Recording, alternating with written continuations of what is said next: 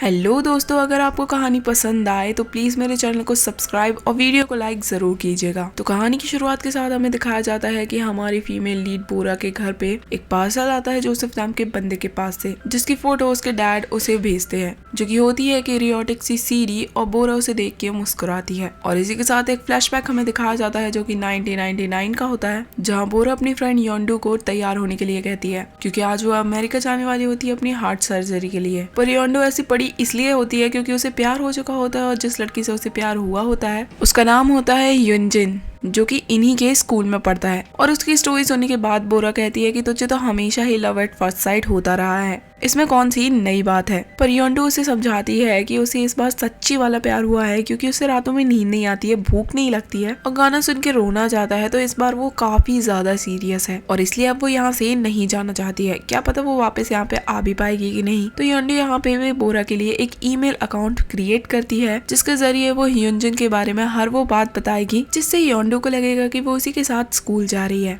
और इसके बाद योंडू अमेरिका चली जाती है और इसी के साथ बोरा अपने मिशन ह्यूनजिन पे लग जाती है। योंडू ने बोरा को बताया होता है कि ह्यूनजिन किस रास्ते से स्कूल जाता है, तो सुबह सुबह बोरा भी उस रास्ते पे निकल जाती है और वो दीवार कूदकर बस स्टॉप तक तो पहुंच जाती है, पर उसकी बस छूट जाती है। पर फिर भी वो जैसे तैसे बस का पीछा करके बस पे चढ़ ही जाती है, जिसके बाद अचानक से बस चल पड़ती है और बोरा अपने आप को संभाल नहीं पाती है और एक बंदे के ऊपर जाके गिर जाती है, जिसके बाद वो बंदा उसे अपनी सीट भी दे देता है। यहाँ पे बोरा नोटिस करती है कि ये बंदा कोई और नहीं बल्कि ह्यूनजिन ही है, और उसे देख के वो बहुत खुश होती है। और फिर इसके बाद बोरा उसका पीछा करना शुरू कर देती है। पर स्कूल में हमें पता चलता है कि इनके स्कूल में एक अलग रूल है, जहाँ पे बॉयज और गर्ल्स की क्लासेस अलग अलग लगती है, और इसलिए बोरा सैड होती है। पर जैसे ही लंच होता है तो कैफेटेरिया में ये सभी लोग साथ में मिल सकते हैं। बोरा भी यहाँ पे अपने फ्रेंड्स के साथ पहुंचती है और ह्यूनजिन पे नजर रखती है। वो यहाँ पे सारी इन्फॉर्मेशन उसकी कलेक्ट करती है, जैसे कि उसकी हाइट क्या है, उसे कौन सी ड्रिंक ऑर्डर करना पसंद है, और वो ये सारी इन्फॉर्मेशन एक डायरी में लिखती जाती है। और स्कूल के बाद वो उसे छुपकर फॉलो भी करती है, और जिसके कारण उसे उसका घर का एड्रेस भी मिल जाता है। और यहाँ पे बोरा को ह्यूनजिन के बेस्ट फ्रेंड के बारे में भी पता चलता है, जिसका नाम है वुनहो। फिर एक दिन बोरा क्लासरूम में अपनी क्लास अटेंड कर रही होती है कि तभी वो ग्राउंड में देखती है कि फुटबॉल खेलते हुए ह्यूनजिन को एकदम से चोट लग जाती है और उसे मेडिकल रूम ले जाया जाता है, जिसके बाद बोरा भी बहाना करके मेडिकल रूम में चली जाती है। वो यहाँ पे सिर्फ ह्यूनजिन को ही देखे जा रही थी कि उसे कहीं ज्यादा चोट तो नहीं लगी। तो यहाँ पे अपने पेट दर्द के लिए कुछ टैबलेट्स लेकर बोरा उनके बगल वाले बेड में जाके बैठ जाती है उनकी बातें सुनने के लिए, जहाँ पे उसे पता चलता है कि ह्यूनजी जल्द ही ब्रॉडकास्टिंग क्लब ज्वाइन करने वाला है। इसलिए नहीं क्योंकि उसे इंटरेस्ट है, बल्कि इसलिए क्योंकि वुनहू वहाँ पे ज्वाइन करने वाला है। तभी वुनहू पर्दा खोल के चेक करता है कि कोई तो उनकी बातें सुन रहा है, और बोरा पलंग के नीचे छुप जाती है। जिसके बाद बोरा भी ऑडिशन के लिए पहुंच जाती है और वो अपना ताइक्वांडो दिखा के सबको इम्प्रेस कर देती है। पर ह्यूनजिन ब्रॉडकास्टिंग क्लब ज्वाइन ही नहीं करता। फिर यहाँ पे वुनहू और बोरा का दोनों का ही ब्रॉडकास्टिंग क्लब में सिलेक्शन हो जाता है, तो उन्हें टास्क दिया जाता है जिसमें दोनों ही पार्टनर्स होते हैं, और बोरा वुनहू से दोस्ती करने की कोशिश करती है ताकि उसे ह्यूनजिन के बारे में और इन्फॉर्मेशन मिल सके। पर वुनहू उसे कोई भाव ही नहीं देता है। तभी बोरा नोटिस करती है कि ह्यूनजिन के पास एक डिवाइस है जो कि वॉइस मैसेज भेजने के लिए यूज किया जाता है। तो वो भागकर टेलीफोन बूथ की लाइन में आ जाती है और ह्यूनजिन जो नंबर एंटर कर रहा था वो उसे देखने लग जाती है। पर तभी बीच में वुनहू आ जाता है और वो पूरा नंबर नहीं देख पाती है। तो बोरा टेलीफोन बूथ की कॉल हिस्ट्री को देख के सभी नंबर पे फोन लगाने लगती है और एट लास्ट उसे ह्यूनजिन का नंबर मिल जाता है, जहाँ पे बोरा उसे एक सर्वे करने के बहाने काफी सारे क्वेश्चन पूछती है। जहाँ पे वो काफी सारे क्वेश्चन पूछने के बाद ह्यूनजिन से कहती है कि आपको एक गिफ्ट भेजा जाएगा, और उससे उसका पेजेंट नंबर मांगती है। पर तभी जिस बंदे ने कॉल उठाया होता है वो बोरा का नाम लेता है, और बोरा का पता चलता है कि जिस बंदे ने कॉल उठाया है वो ह्यूनजिन नहीं बल्कि उसका फ्रेंड वुनहू है, और फिर वो डर के वहाँ से भाग जाती है। पर फिर अगले दिन वुनहू ब्रॉडकास्टिंग स्टूडियो में उससे इस बारे में पूछने लग जाता है कि कल रात को ह्यूनजिन को तुमने ही ना कॉल किया था ना, पर तुम्हें उसका पेजेंट नंबर क्यों चाहिए।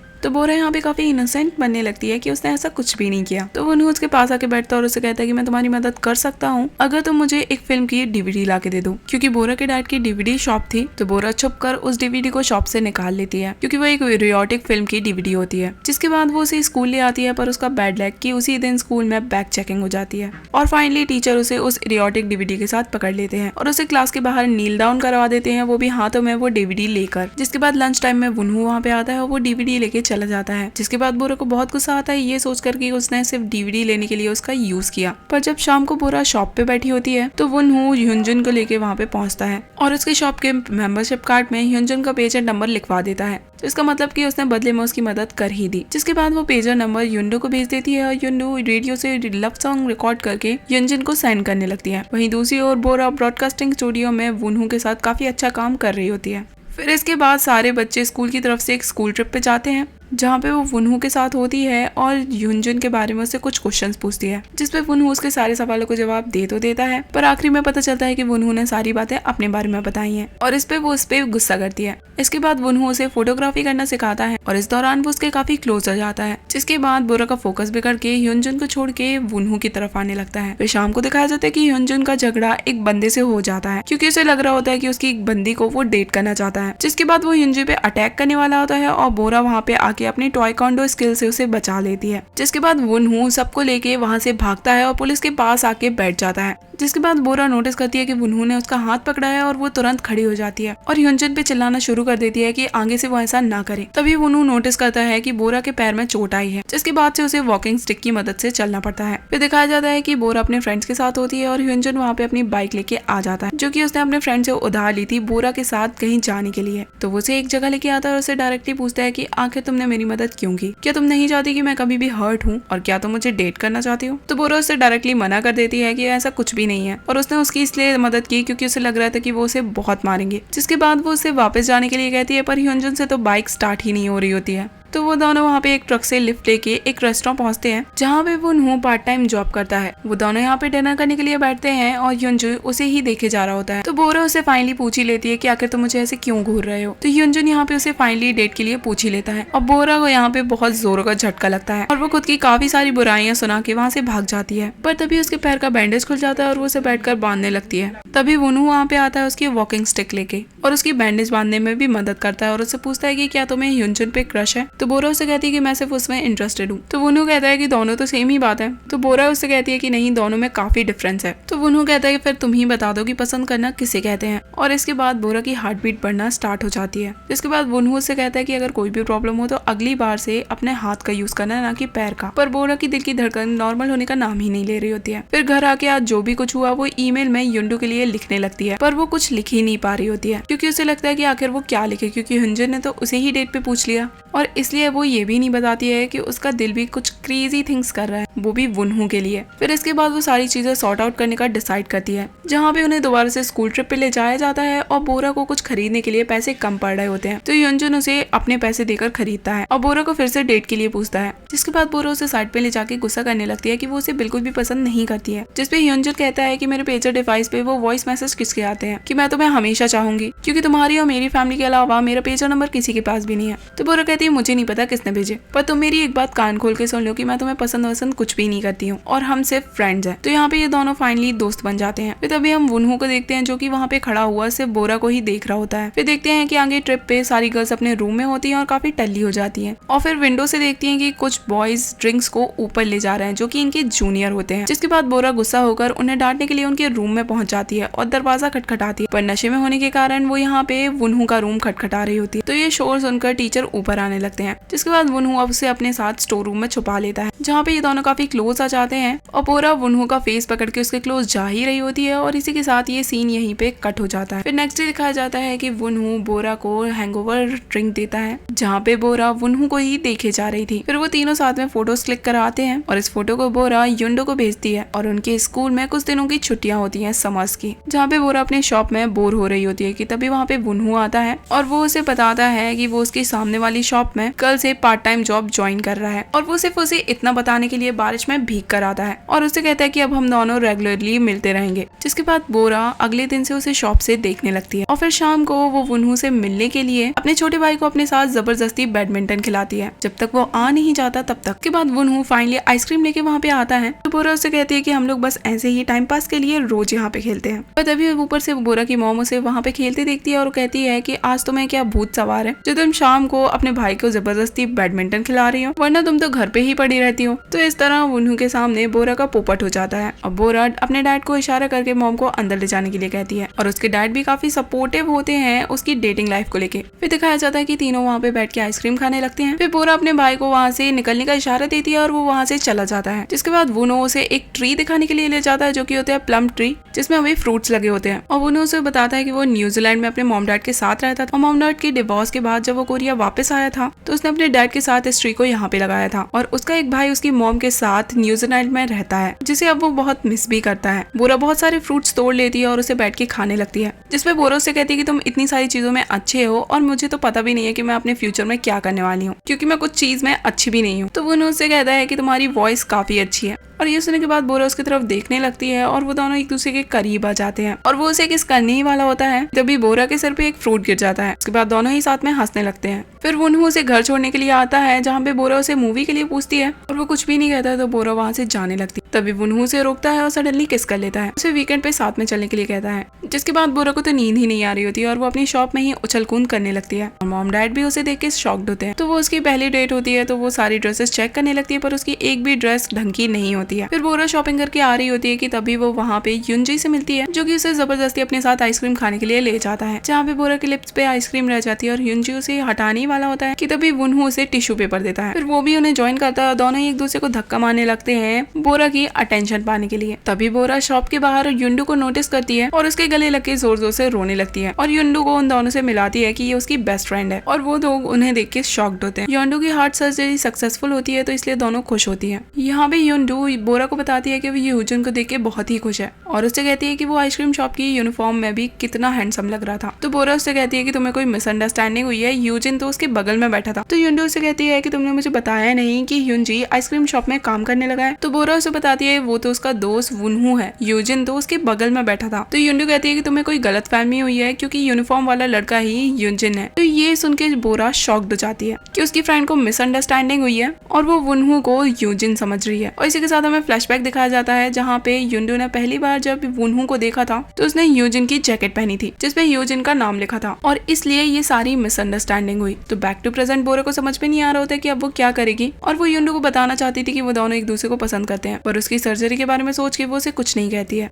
और वो ईमेल भी डिलीट कर देती है जो कि उसने युंडू को भेजा था। फिर आगे दिखाया जाता है कि वुनहू बोरा के आने का वेट कर रहा होता है वीकेंड पे, पर बोरा वहाँ पे अपनी जगह युंडू को भेज देती है और युंडू वुनहू को बताती है कि आज बोरा काफी बिजी और अपने दादाजी के फार्म में उनकी हेल्प करने के लिए गई है और ये जानकर वुनहू काफी अपसेट होता है। वहीं दूसरी ओर हमें बोरा को दिखाया जाता है जो कि अपने दादाजी के फार्म में होती है और युनजी भी उसके साथ होता है। बोरा ने सारी बातें युनजी को बताई रखी होती हैं तो युनजी उससे कहता है कि वो दोनों के साथ काफी गलत कर रही है। तो बोरा उसे धमकाते हुए कहती है कि अगर तुमने अपना मुंह खोला तो मैं सबको बता दूंगी कि मैंने तुम्हें रिजेक्ट किया है। योंडू घर डॉट को बोरा को बताती है कि आज उसने बड़े मजे करे और बोरा से पूछती है कि तुम्हें भी युनजी काफी पसंद है ना। तो बोरा उसे बताती है कि ऐसा कुछ भी नहीं है, हम सिर्फ फ्रेंड्स हैं। तभी बोरा के पेजर पे किसी का मैसेज आता है और वो उसे सुनती है तो वो वुनहू का वॉइस मैसेज होता है जो कि उसे कॉल करने के लिए कहता है और युंडू के पूछने पर बोरा उसे बताती है कि ये रॉन्ग नंबर था और आगे दिखाया जाता है कि बोरा पास ही के फोन बूथ से उसे कॉल करती है और वुनहू उसे वहीं रुककर 10 तक काउंट करने के लिए कहता है और 10 तक की काउंटिंग पूरी होने से पहले वो उसके पास दौड़कर आ जाता है और यहाँ पे वो बोरा को एक फोन गिफ्ट करता है और उसी से कॉल करने के लिए कहता है। यहाँ पे बोरा उसे सॉरी कहती है कि आज वो उसे मिलने नहीं आ पाई और वो उसे बताती है कि मुझे तुम्हें एक और बात बतानी है। तो युंडू कहता है कि हाँ मुझे सब कुछ पता है, युंडू ने मुझे सब कुछ बता दिया था। जिसपे बोरा कहती है कि एक्चुअली मैं तुम्हें ये बताना चाहती हूँ कि मेरे दिल में तुम्हारी लिए कोई भी फीलिंग्स नहीं है और मैं तुम्हें सिर्फ फ्रेंड समझती हूँ। अगर तुमने इस बात को गलत समझ लिया तो आई एम सॉरी। ये कहकर वो फोन लौटाकर वहाँ से चली जाती है। ये बात सुनकर सैड होकर बारिश में भीगते हुए वहाँ से जाने लगता है और यहाँ पे उसके हाथों में एक लेटर होता है जो कि उसने बोरा के लिए लिखा था। उसमें लिखा था कि मैंने पहली बार तुम्हें। ये बात सुनकर सैड होकर बारिश में भीगते हुए वहाँ से जाने लगता है और यहाँ पे उसके हाथों में एक लेटर होता है जो कि उसने बोरा के लिए लिखा था। उसमें लिखा था कि मैंने पहली बार तुम्हें तुम्हारे पापा की शॉप पे देखा था जहाँ पे तुम अपने पापा से छुप के एक डीवीडी चुराने की कोशिश कर रही थी और मैंने तुम्हारी उसमें हेल्प की थी, पर तुम्हें शायद याद नहीं होगा क्योंकि तुम शर्मा कर डीवीडी लेके भाग गई थी। और ये वही डीवीडी होती है जो कि वुनहू ने बोरा से मंगवाई थी। आगे लिखा होता है कि मैं पहले रेयरली हंसता था पर अब जब मैं तुम्हें देखता हूँ तो ऑटोमेटिक मेरे चेहरे पे मुस्कान आ जाती है। पता नहीं क्यों पर मैं तुम्हें ही देखता रहता हूँ, पर तुम ये बात शायद नोटिस नहीं करती हो क्योंकि तुम तो सिर्फ युनजिन में ही इंटरेस्टेड थी। इसलिए मुझे बहुत बुरा फील होता था और मुझे काफी जेलसी भी होती थी। मैं जानना चाहता था कि तुम मेरे बारे में फील क्या करती हो। पर लास्ट टाइम हमारी स्कूल ट्रिप पे तुमने ड्रंक होके अपनी फीलिंग्स कन्फेस की थी, पर अगले दिन तुम्हें इस बारे में कुछ भी याद नहीं था और तुम दोबारा से युनजिन के साथ थी। उस बारे में मैंने तुमसे कई बार पूछने के बारे में सोचा पर मेरे अंदर इतनी हिम्मत नहीं थी। पर अब जब मुझे फाइनली पता है कि तुम मेरे बारे में क्या फील करती हो, पर ये जानने के बावजूद भी शायद मैं तुम्हें ना बता पाऊँ कि मैं तुम्हारे लिए क्या फील करता हूँ। तो ये सब कुछ बताने के लिए मैं तुम्हें ये लेटर लिख रहा हूँ क्योंकि मैं जल्द ही न्यूजीलैंड जाने वाला हूँ, बट आई प्रॉमिस कि मैं जरूर वापस आऊंगा। और जाने से पहले मैं तुम्हें ये बात बताना चाहता हूँ कि आई लाइक यू। फाइनली यहीं पे लेटर खत्म हो जाता है। वुनहू लेटर को वहीं पे छोड़ के चले जाता है।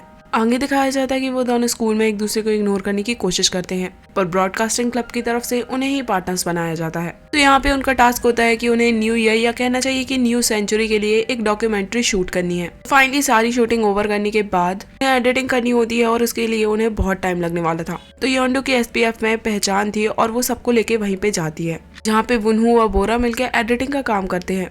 योंडो बोरा से कहती है कि आज वो वुनहू को डेटिंग के लिए पूछेगी और वो इसमें बोरा की हेल्प चाहती है। तो योंडो के अंकल ने उन लोगों के लिए ज़ॉलैंड के टिकट्स बुक कर दिए थे। तो ये लोग वहाँ पे जाते हैं, जहाँ पे बोरा अपनी फ्रेंड की हेल्प करने के लिए उन्हें पास लाने की कोशिश करती है और उनके साथ में पिक्स खींचती है। योंडो को वुनहू के साथ राइड्स में भेजती है, खुद ह्यूजिन के साथ रहती है। पर राइड्स के दौरान भी वुनहू का ध्यान सिर्फ और सिर्फ बोरा पे ही होता है और ये बात योंडो भी नोटिस कर लेती है। तो बोरा योंडो के बारे में सोचकर रोलर कोस्टर राइड इग्नोर करने की कोशिश करती है। योंडो को ये बात अच्छी नहीं लगती है और वो सभी को रोलर कोस्टर राइड पे जाने के लिए कहती है।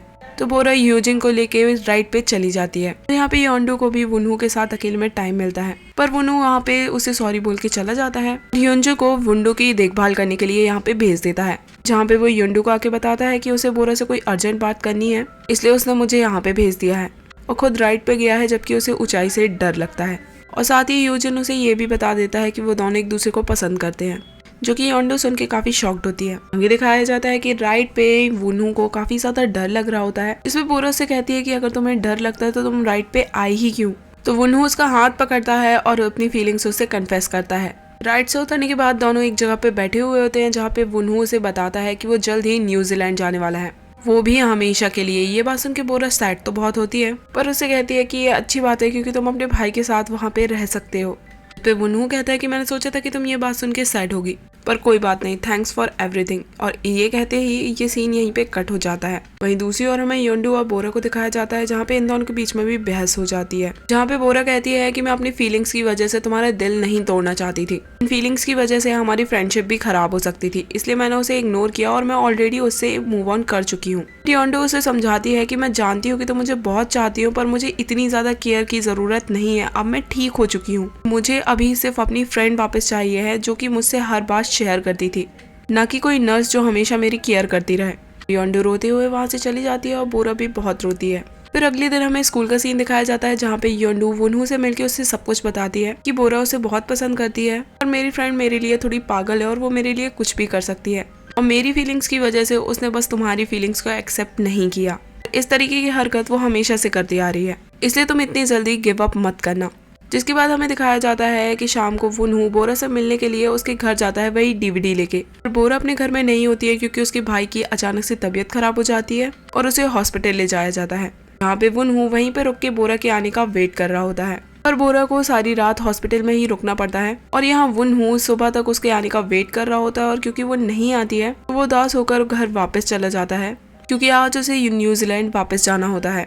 वहीं दूसरी ओर दिखाया जाता है कि बोरा योंडो को अवॉइड करती है स्कूल में। फिर बोरा की अटेंशन पाने के लिए योंडो ऐसी नाटक करने लगती है कि उसे हार्ट में बहुत पेन हो रहा है, और ये देख के बोरा उसे अपने बैग पे लेके मेडिकल रूम ले जाने लगती है। पर तभी रास्ते में योंडो उसे रोकती है और उसे समझाने की कोशिश करती है कि उसे कुछ भी नहीं हुआ है, और वो उसे समझाती है कि अब उसे उसकी केयर करने की जरूरत नहीं है, क्योंकि हार्ट सर्जरी होने के बाद अब वो बिल्कुल ठीक है। और उसे बताती है कि आज वुनहू वापस न्यूजीलैंड जा रहा है और तुम्हें अपनी फीलिंग्स उसे बतानी चाहिए और उसे जाने से रोकना चाहिए, और उसे बाहर जाने के लिए कहती है जहाँ पे ह्यूंजी उसका वेट कर रहा है। बोरा भाग के वहाँ पे जाती है जहाँ पे ह्यूंजिन उसका वेट कर रहा होता है, और वो उसे स्टेशन पे ड्रॉप करता है, जहाँ पे वो भागती हुई वुनहू को ढूंढ रही होती है। और फिर फाइनली वो उसे ढूंढ ही लेती है और रोते हुए उसे अपने प्यार का कन्फेशन करती है। वुनहू भी उसे हक करता है और उसे प्रॉमिस करता है कि वो जरूर वापस आएगा। कहने के बाद वो ट्रेन में चढ़ जाता है, पर एक दूसरे से अलग होने के बाद ये दोनों ही बुरी तरीके से रोते हैं। और फिर कुछ दिन बाद सब कुछ नॉर्मल सा हो जाता है और दोनों ही ईमेल्स पे बात करने लगते हैं। सभी लोग हैप्पीली न्यू सेंचुरी को वेलकम करते हैं। वुनहू सियोल में जर्नलिज्म और ब्रॉडकास्टिंग में अप्लाई करने वाला था, तो बोरा भी उस यूनिवर्सिटी में अप्लाई करना अपना एम बना लेती है, ताकि वो दोनों ही यूनिवर्सिटी में साथ रह सके। फिर फाइनली वो दिन भी आ जाता है जहाँ पे बोरा का सियोल यूनिवर्सिटी में एडमिशन हो जाता है, और वो ये बात ईमेल पे वुनहू को भी बताती है, पर उसके बाद उसका कोई भी रिप्लाई नहीं आता है, न ही उसका कोई कॉल आता है, न ही वो कोई कॉल रिसीव करता है। इस तरीके से धीरे धीरे दिन बीतते गए और बोरा कॉलेज में पहुंच जाती है। वो धीरे धीरे करके वुनहू के बारे में सोचना भी बंद कर देती है। उसके फ्रेंड्स उसे ब्लाइंड डेट्स पे भेजने लगते हैं, जहाँ पे ब्लाइंड डेट वाले लड़के का नाम भी वुनहू ही था, और ये सुन के उसे वुनहू की याद आ जाती है और वो रोने लगती है। और वो अपना गम भुलाने के लिए वो बहुत ज्यादा ड्रिंक करके वुनहू के नंबर पे कॉल करती है, जहाँ पे उसका नंबर फिर से वॉइस मैसेज छोड़ने के लिए कहता है। ये सुन के वो काफी सारी गालियां वुनहू को देती है और दोबारा अपनी शक्ल दिखाने के लिए मना करती है। और ये आखिरी बार होता है जब वो वुनहू के बारे में सोच रही होती है। और इसी के साथ फ्लैशबैक एंड होता है, जहाँ पे हमें 2022 का सीन दिखाया जाता है, जहाँ पे बोरा अपने डैड के घर आती है और जोसेफ नाम के बंदे से आया हुआ पार्सल वो खोल के देखती है, जिसमें एक एग्जीबिशन की टिकट होती है और साथ ही में वो DVD भी होती है। फाइनली बोरा उस एग्जीबिशन में पहुंचती है, जहाँ पे ऐसी ऐसी चीजें होती हैं जिसमें वुनहू और बोरा के साथ में होने की यादें होती हैं। तभी वो एक स्क्रीन में वुनहू का नाम देखती है, जिसमें लिखा होता है 1983 से 2001। इसका मतलब होता है कि वुनहू की डेथ 2001 में हो चुकी थी।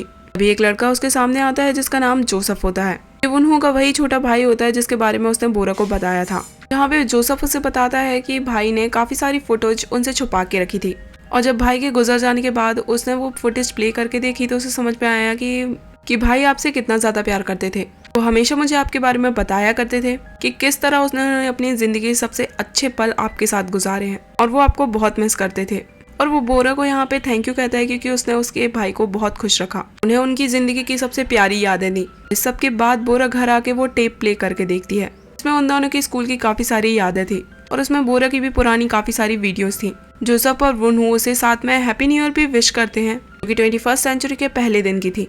और वुनहू कैमरे के पास आके उससे प्रॉमिस करता है कि अब वो जल्द ही उसके पास आने वाला है, बस थोड़ा सा और इंतजार और वो उसके साथ होगा। और ये मैसेज सुन के बोरा काफी ज्यादा सैड होती है और बहुत जोरों से रोने लगती है। और इसी के साथ ये फिल्म यहीं पे एंड होती है।